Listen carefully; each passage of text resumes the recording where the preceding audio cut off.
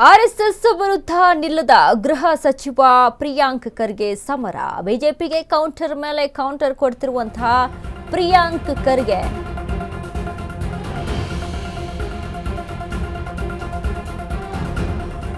ಬಿಜೆಪಿಗೆ ಕೌಂಟರ್ ಮೇಲೆ ಕೌಂಟರ್ ಕೊಡೋ ಪ್ರಿಯಾಂಕ್ ಖರ್ಗೆ ಆರ್ಎಸ್ಎಸ್ ವಿರುದ್ಧ ನಿಲ್ತಾ ಇಲ್ಲ. ಆರ್ಎಸ್ಎಸ್ ಅನ್ನ ಬ್ಯಾನ್ ಮಾಡಿದ್ರು ನೆಹರು ಪಟೇಲ್, ಆಗ ಅವರ ಕೈಕಾಲು ಹಿಡಿದವರು ಇದೇ ಆರ್ಎಸ್ಎಸ್ನವರು. ಇಂದಿರಾ ಗಾಂಧಿ ಆರ್ಎಸ್ಎಸ್ ಬ್ಯಾನ್ ಮಾಡಿದಾಗ ಉದ್ದುದ್ದ ಲೆಟರು.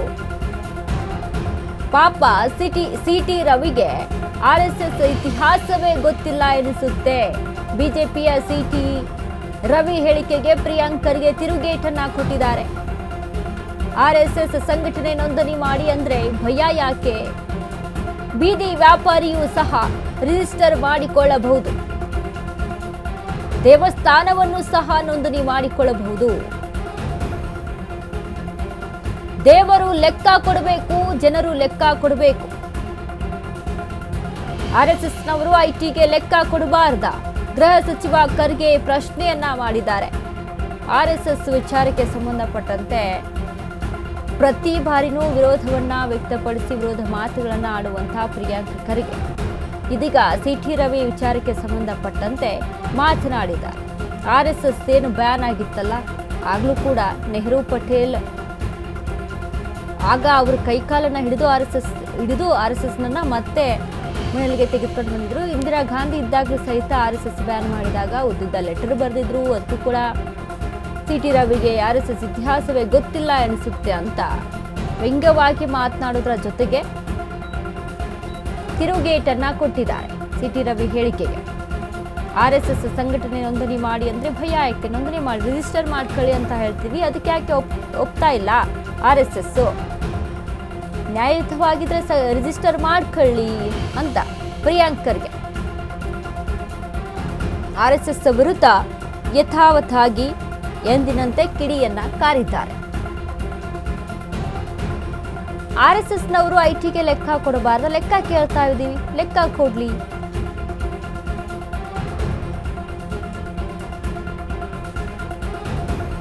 ಆರ್ಎಸ್ಎಸ್ ವಿಚಾರಕ್ಕೆ ಸಂಬಂಧಪಟ್ಟಂತೆ ಈ ಹಿಂದೆನೂ ಕೂಡ ಪ್ರಿಯಾಂಕ್ ಖರ್ಗೆ ಕೊಟ್ಟಂತಹ ಹೇಳಿಕೆಗಳು, ಸ್ಟೇಟ್ಮೆಂಟ್ಗಳು ಯಾವ ರೀತಿಯಾಗಿ ಚರ್ಚೆ ಆಗಿತ್ತು.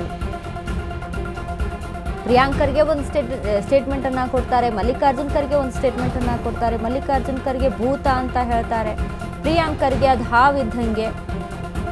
ನಮಾಜ್ ಮಾಡುವಾಗ ಹಾವು ಬಂದ್ರೆ ಏನ್ ಮಾಡ್ತೀವಿ? ಹೊಡೆದು ಹಾಕ್ತೀವಿ, ಹಾಗೆ ಹೊಡೆದು ಹಾಕಬೇಕು ಅನ್ನುವಂಥ ಒಂದು ಮಾತನ್ನ ಆಡ್ತಾರೆ. ಹೀಗೆ ಒಬ್ಬೊಬ್ಬರು ಒಂದು ಸ್ಟೇಟ್ಮೆಂಟ್ ಅನ್ನ ಕೊಟ್ಟು ಅದರಲ್ಲೂ ಪ್ರಿಯಾಂಕ್ ಖರ್ಗೆ ಆರ್ಎಸ್ಎಸ್ ವಿಚಾರಕ್ಕೆ, ಆರ್ಎಸ್ಎಸ್ ಸಂಘಟನೆಯ ವಿಚಾರಕ್ಕೆ ಸಂಬಂಧಪಟ್ಟಂತೆ ಪ್ರತಿ ಬಾರಿನೂ ಕೂಡ ವಿರೋಧವನ್ನ ವ್ಯಕ್ತಪಡಿಸ್ತಾ, ವಿರೋಧ ಮಾತುಗಳನ್ನ ಆಡ್ತಾ, ದ್ವೇಷ ಭಾಷಣದ ರೀತಿಯಲ್ಲಿ ಮಾತುಗಳನ್ನ ಆಡ್ತಾ ಬಂದಂತ ಪ್ರಿಯಾಂಕ್ ಖರ್ಗೆ ಈ ಬಾರಿನೂ ಕೂಡ ಸಿಟಿ ರವಿಯನ್ನ ವ್ಯಂಗ್ಯ ಮಾಡೋದ್ರ ಜೊತೆಗೆ ಹೇಳಿಕೆಯನ್ನ ಕೊಟ್ಟಿದ್ದಾರೆ. ಸಿಟಿ ರವಿಗೆ ತಿರುಗೇಟನ್ನ ಕೊಟ್ಟಿರುವಂತದ್ದು ಆರ್ಎಸ್ಎಸ್ ಸಂಘಟನೆ ವಿಚಾರಕ್ಕೆ ಸಂಬಂಧಪಟ್ಟಂತೆ ನಡೆದಂತ ಜಟಾಪಟಿಯಲ್ಲಿ ಪ್ರಿಯಾಂಕ್ ಖರ್ಗೆ ಸ್ಟೇಟ್ಮೆಂಟ್. ಎಸ್ ನೋಡಿ, ಈ ಹಿಂದೆ ಮಲ್ಲಿಕಾರ್ಜುನ್ ಖರ್ಗೆ ಭೂತ ಇದ್ದಂತೆ ಆರ್ಎಸ್ಎಸ್ ಅನ್ನುವಂತ ಒಂದು ಹೇಳಿಕೆ ಎಷ್ಟು ಮಟ್ಟಿಗೆ ಚರ್ಚೆ ಆಗಿತ್ತು. ಅದಾದ ಪ್ರಿಯಾಂಕಗೆ, ಅದಕ್ಕಿಂತ ಮುನ್ನ ಪ್ರಿಯಾಂಕ್ ಖರ್ಗೆ ಪ್ರತಿ ಬಾರಿನೂ ಕೂಡ ಆರ್ಎಸ್ಎಸ್ ವಿಚಾರಕ್ಕೆ ಅವ್ರ ಜೊತೆ ಯಾರು ನಿಲ್ಲಿಲ್ಲ ಅಂತ ಅಂದ್ರೂ ಈ ವಿಚಾರದಲ್ಲಿ ಅವರು ಒಬ್ಬಂಟಿಯಾಗಾದ್ರೂ ನಿಂತು ಸ್ಟೇಟ್ಮೆಂಟ್ ಅನ್ನ ಕೊಡುವಂಥದ್ದು, ಆರ್ಎಸ್ಎಸ್ ವಿರುದ್ಧ ಹೋರಾಟವನ್ನ ಮಾಡುವಂಥದ್ದು ಈ ರೀತಿಯಾಗಿ ನಡೀತಾನೆ ಇರುತ್ತೆ. ಪ್ರಿಯಾಂಕ್ ಖರ್ಗೆ ಪ್ರತಿ ಬಾರಿನೂ ಕೂಡ ಆರ್ಎಸ್ಎಸ್ ವಿರುದ್ಧ ಕಿಡಿಯನ್ನ ಕಾರ್ತಾ ಬರುವಂಥದ್ದು, ಆರ್ಎಸ್ಎಸ್ ವಿರುದ್ಧ ಹೇಳಿಕೆಯನ್ನ ಕೊಡ್ತಾ ಬರುವಂಥವ್ರು. ರಿಜಿಸ್ಟರ್ ವಿಚಾರಕ್ಕೆ ಸಂಬಂಧಪಟ್ಟಂತೆ ಆದಂಥ ಜಟಾಪಟಿಗಳು ಕೂಡ ನಮಗೆ ಗೊತ್ತು. ಸ್ಕೂಲಲ್ಲಿ, ಅಲ್ಲಿ ಇಲ್ಲಿ ಕಾಲೇಜ್ಗಳಲ್ಲಿ, ಮೈದಾನಗಳಲ್ಲಿ ಎಲ್ಲ ಇವರು ಪರೇಡ್ ಮಾಡುವಂಥದ್ದು, ಆರ್ಎಸ್ಎಸ್ನ ಚಟುವಟಿಕೆಗಳನ್ನು ಮಾಡುವಂಥದ್ದು ಆಗುತ್ತೆ. ಸಿಕ್ಕ ಜಾಗದಲ್ಲಿ ಮಾಡುವಂತಿಲ್ಲ, ಅಥವಾ ಶಾಲೆ ಕಾಲೇಜುಗಳಲ್ಲಿ ಮಾಡುವಂತಿಲ್ಲ, ಗ್ರೌಂಡ್ಗಳನ್ನು ಅಲ್ಲಿ ಬಳಕೆ ಮಾಡಿಕೊಳ್ಳುವಂತಿಲ್ಲ. ಈ ರೀತಿಯಾಗಿ ಹಲವಾರು ಆರ್ಎಸ್ಎಸ್ನಲ್ಲಿ ಏನೆಲ್ಲ ಚಟುವಟಿಕೆಗಳು ನಡೆಯುತ್ತೆ ಅಲ್ಲ, ಆ ವಿಚಾರದಲ್ಲಿ ಪ್ರತಿ ಬಾರಿನೂ ಕೂಡ ಕಿಡಿಕಾರ್ತಾನೆ ಬರುವಂಥದ್ದು, ವಿರೋಧವನ್ನು ವ್ಯಕ್ತಪಡಿಸ್ತಾನೆ ಬಂದಂತಹ ಪ್ರಿಯಾಂಕ್ ಖರ್ಗೆ. ನೀವು ಈಗ ನೆಹರು ಪ್ರಧಾನಮಂತ್ರಿ ಇದ್ರು, ಐ ವಿಲ್ ಕ್ರಶ್ RSS ಅಂದರು. RSS ಇದೆ, ನೆಹರು ಇಲ್ಲ. ಇಂದಿರಾ ಗಾಂಧಿ ತುರ್ತು ಪರಿಸ್ಥಿತಿ ಹೇರಿ ಸರ್ವಾಧಿಕಾರಿಯಾಗಿ ಮೆರೆದ್ರು, ಸಂಘವನ್ನು ಬ್ಯಾನ್ ಮಾಡಿದರು. ಇಂದಿರಾ ಗಾಂಧಿ ಇಲ್ಲ, ಭಾರತ ಇದೆ, RSS ಇದೆ. ಇವರು ಪ್ರಿಯಾಂಕ್ ಖರ್ಗೆ ಅವರೇ, ನೀವು ಈಗ ನಿನ್ನೆ ಮೊನ್ನೆ ಹೋಮ್ ಮಿನಿಸ್ಟರ್ ಆಗಿದ್ದೀರಿ, ನಿಮ್ಮ ಅಪ್ಪ ಮುಂಚೆನೇ ಆಗಿದ್ರಿ. ನಿಮ್ಮ ಅಪ್ಪನ ಕೈಲೇ ಏನು ಮಾಡೋಕ್ಕಾಗಲ್ಲ. ನೀವೇನು ಮಾಡ್ತೀರಿ? ನೀವು ಸರ್ವಾಧಿಕಾರಿ ಅಲ್ಲ. ಎಲ್ಲೋ 2-3 ರಾಜ್ಯಗಳಲ್ಲಿ ನೀವು ಅಧಿಕಾರದಲ್ಲಿ ಇದ್ದೀರಿ. ಅದು ಅಧಿಕಾರದ ಕೊನೆಯ ದಿನಗಳು, ನಿಮ್ಮ ಅಧಿಕಾರದ ಕೊನೆಯ ದಿನಗಳು, ನಿಮ್ಮ ಪಕ್ಷದ ಅಧಿಕಾರದ ಕೊನೆಯ ದಿನಗಳು. ನಿಮ್ಮ ಅಪ್ಪನ ಹಣೆ ಮುಂದಿನ ಸರಿ ನೀವು ಇಲ್ಲಿ ಕಾಂಗ್ರೆಸ್ ರಾಜ್ಯದಲ್ಲಿ ಅಧಿಕಾರಕ್ಕೆ ಬರಲ್ಲ. ನೀವೇನು ಮಾಡ್ತೀರಿ? ನಿಮ್ಮ ನಂತರವೂ RSS ಇರುತ್ತೆ. ಯಾಕೆ ಅಂದರೆ RSS ರಾಷ್ಟ್ರೀಯ ಹಿತಕ್ಕಾಗಿ ಕೆಲಸ ಮಾಡ್ತಾ ಇದೆ, ಸಮಾಜವನ್ನು ಸಂಘಟಿಸೋ ಕೆಲಸ ಮಾಡ್ತಾ ಇದೆ, ವ್ಯಕ್ತಿಗೆ ಸಂಸ್ಕಾರ ಕೊಡೋ ಕೆಲಸ ಮಾಡ್ತಾ ಇದೆ. ಆ ವ್ಯಕ್ತಿಗೆ ಸಂಸ್ಕಾರ ಕೊಡೋ ಕೆಲಸ ಅದು ರಾಜಕೀಯ ಪ್ರೇರಿತವಾಗಿರೋದಲ್ಲ. ವ್ಯಕ್ತಿಗೆ ಸಂಸ್ಕಾರ ಕೊಡುವ ಕೆಲಸ ಅದು ಬಿಸ್ನೆಸ್ ಅಲ್ಲ. ನೋಂದಣಿ ಮಾಡ್ಕೊಳ್ಳೋಕ್ಕೆ ಅದು ಸಂಘ ಅಲ್ಲ, ಅದು ಬಿಸ್ನೆಸ್ಸು ಅಲ್ಲ. ಅದು ಸಮಾಜವನ್ನು ಸಂಘಟಿಸೋ ಸಂಘಟನೆ, ಸಮಾಜದೊಳಗಿರುವಂಥ ಒಂದು ಸಂಘಟನೆ ಅಲ್ಲ. ಸಮಾಜದೊಳಗಿರೋ ಸಂಘಟನೆ ಬೇರೆ, ಇಡೀ ಸಮಾಜವನ್ನೇ ಸಂಘಟಿಸಬೇಕು ಅಂತ ಹೇಳಿ ವ್ಯಕ್ತಿಗೆ ಸಂಸ್ಕಾರ ಕೊಡುವಂಥ ಸಂಘಟನೆ ಬೇರೆ. ಹಾಗಾಗಿ ನಿಮಗೆ ಮಾಡೋ ಕೆಲಸ ಬೇರೆ ಇದ್ದಾವೆ, ನೀವು ಗಮನಿಸಬೇಕಾಗಿರೋ ಕೆಲಸಗಳು ಬೇರೆ ಇದ್ದಾವೆ. ದೊಡ್ಡ ಪ್ರಮಾಣದಲ್ಲಿ ಬಾಂಗ್ಲಾದೇಶದವರು ಅಕ್ರಮ ನಿವಾಸಿಗಳು ಬೆಂಗಳೂರಿನಲ್ಲಿದ್ದಾರೆ, ಕರ್ನಾಟಕದಲ್ಲಿದ್ದಾರೆ.